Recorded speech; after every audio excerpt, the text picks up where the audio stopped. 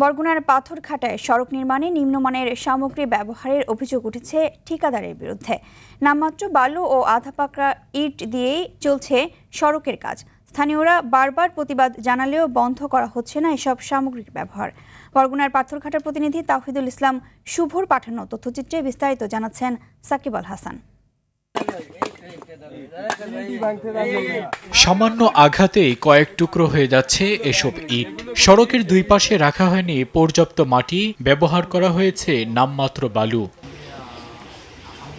বরগুনার পাথরঘাটা উপজেলার রায়হানপুর ইউনিয়নের মাদারতলী এলাকায় 500 মিটার এইচবিবি রাস্তার জন্য বরাদ্দ হয় 40,22,000 টাকা। কাজ শুরুর পর থেকেই ঠিকাদার প্রতিষ্ঠান মেসার্স কে নিম্নমানের সামগ্রী ব্যবহার না করার অনুরোধ জানায় স্থানীয়রা। বারবার অনুরোধের পরও এসব সামগ্রী ব্যবহার বন্ধ না করলে নিম্নমানের এসব ইট খালে ফেলে দেয় এলাকাবাসী। ভালো হইতেছে না, ইটের কোয়ালিটি খুবই খারাপ।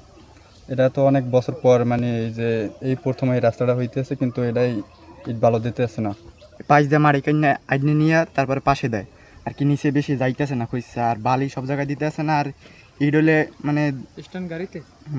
ইডলে 3 নম্বরের পরে যেটা আছে এইটা। তবে মানসম্মত সামগ্রী দিয়েই কাজ করা হচ্ছে দাবি ঠিকাদারের। শুরুতে যখন একটু বলছে অবজেকশন দিচ্ছে, তখন আমরা গাড়ি ফেরতও দিছি।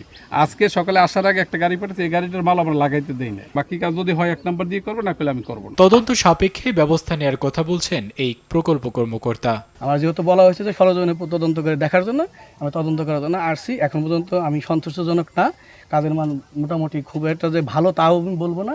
কাজের ডিজাইন স্ট্রাকচার সব ঠিক আছে, কিন্তু ইটের মানগুলো একটু খারাপ বলতে মোটামুটি বেশ খারাপ।